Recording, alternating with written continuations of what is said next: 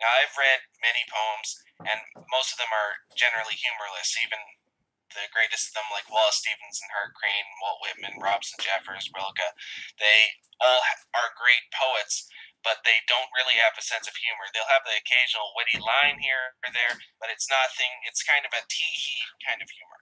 Now, if I'm just looking through some of the stuff that you have on Cosmoetica, there's the Al Capone Gazone, there's the Richard Nixon section in American Imperium. I want you to talk about the idea of humor in verse, how it is almost never used, and if it is used, never used well, and also how, like say, and it's used in your poetry, not like say a Charlie Chaplin film, where it's just gag upon gag upon gag. It's used more to use another filmic equivalent, like Woody Allen would use humor in his films. It's used to deepen the narrative and deepen the characters and show exactly what type of characters these are, as well as getting a funny line here in two. And the Al Capone Zone is a very good example of that, where you get into the mind of Al Capone, but you also get a laugh or two with it. Well, yeah, and you can't. Humor is something that you have to use in multivalent ways. You can have Chaplin-esque humor. You can have Woody Allen type humor. You can have uh, the Three Stooges or the Marx Brothers level humor. You can have intellectual humor.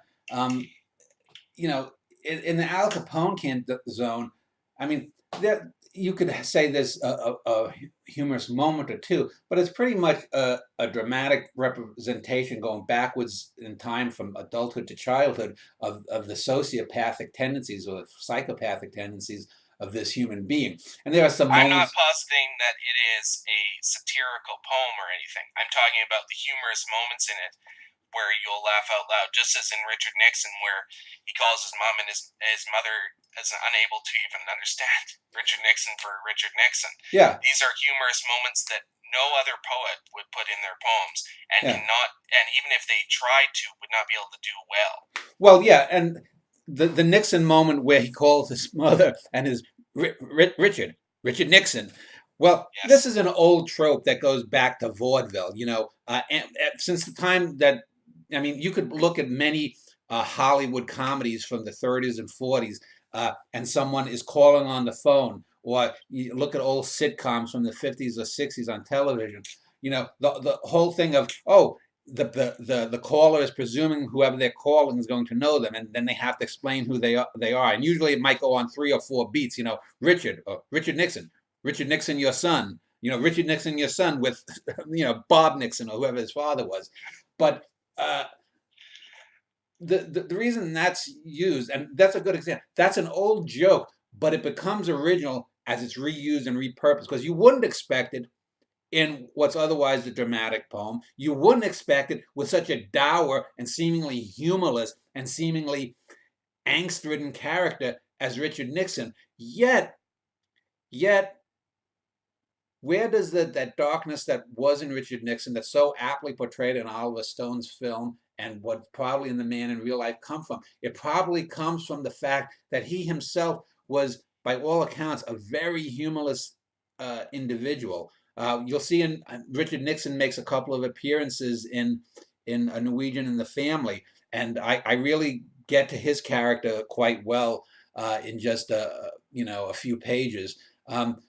You have to, if I was, that line would probably not have worked as well in a poem on Groucho Marx. I have a Groucho Marx poem where he has some Groucho Marx kind of bits, but it wouldn't have the resonance, because even though it's a humorous moment, it's not going for humor.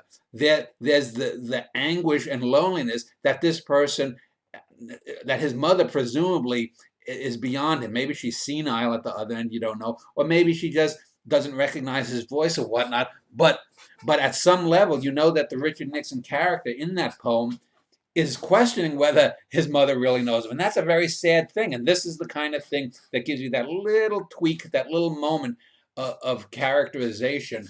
Um, I'll give you a You total. mentioning Groucho Marx before you continue, Dan, that's a good point. When you think of Richard Nixon, you don't necessarily think of humor, and when you think of Groucho Marx, you don't necessarily think of drama.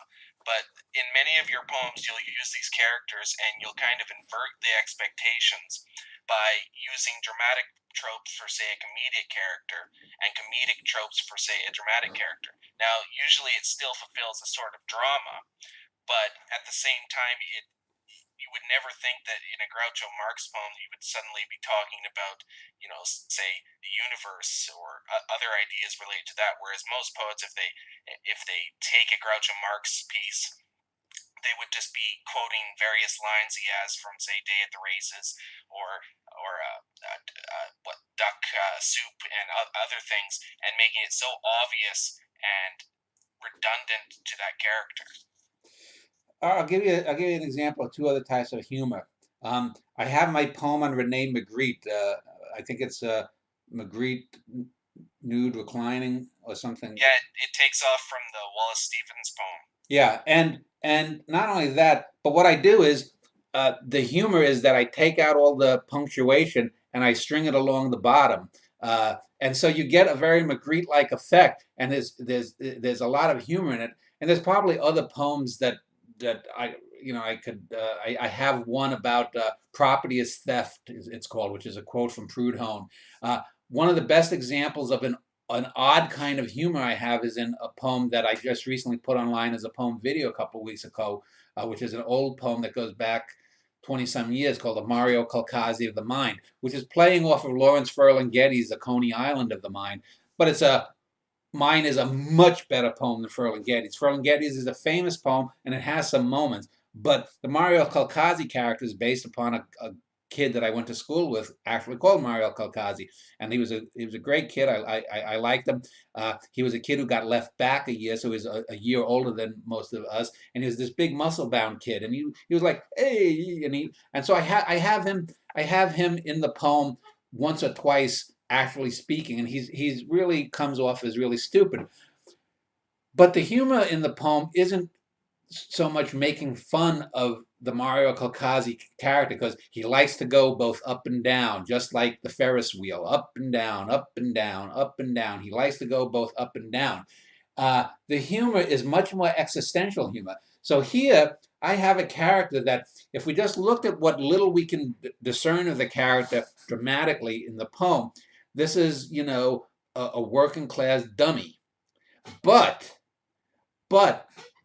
the poem gives him a grandness, a grandeur, an existential angst that probably would never affect the Mario of the poem, much less the real Mario, assuming, knock on wood, he's still out there and alive, and I hope so, because he was a good guy, and I always still have affection for him. But you can't go with the obvious things, like you said, to put drama into a poem or a piece on Groucho Marx, to add humor to a Nixon, to take a working class pug and give him existential angst, even if he doesn't feel it, give the poem existential angst. These are the ways that you make art, because what is the point of, say, writing a cowboy book where all you do is ride around on the horses, and you see some engines and you get into some shootouts and bang bang bang bang? Well, that's been done so often. That's why you have to add gravitas. That's why, for example, in my Western book, and I think you read it, right? Not yet. No. I'm Okay. In my Western book, I subvert all these conventions because the hero isn't particularly heroic. The denouement is they accomplish what they set out to do, but they do it haphazardly, and it falls into their lap. A black guy gets lynched, but not in the way that you would think. So all of the genre expectations that you have of the Western in my book are met, but they're met in totally different ways. Because why would I want to give you A to B to C when I can go A, Z, Q, B, L, and Y? That's more interesting, to let you have a puzzle to put that together as to why I'm telling you this tale.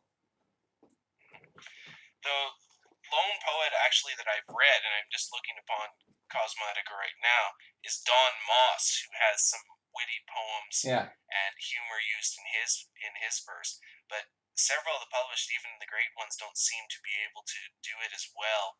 And again, his is not tee-hee humor; it's actual, laugh out loud moments that he Mm. has in here. Although prose seems like a better vehicle for using humor. Poetry is such an abstract form that it often is unable to fulfill the notions because dialogue carries a lot of humor and poetry doesn't It's a use as different much type of dialogue as humor prose does. because poetry is more abstract, though. It allows for those more effective moments.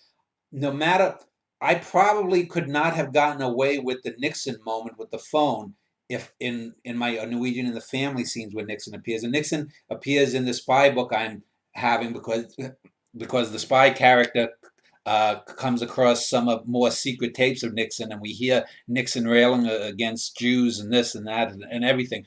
But the very effectiveness of the humor in that moment, if I had done that in a prose book, it probably would have seemed more prosaic. It would have seemed more typical. The very fact that that moment occurs in a poem that is bringing Nixon out because it's a series. It's a series of different types of sonnets. It's a sonnet of sonnets.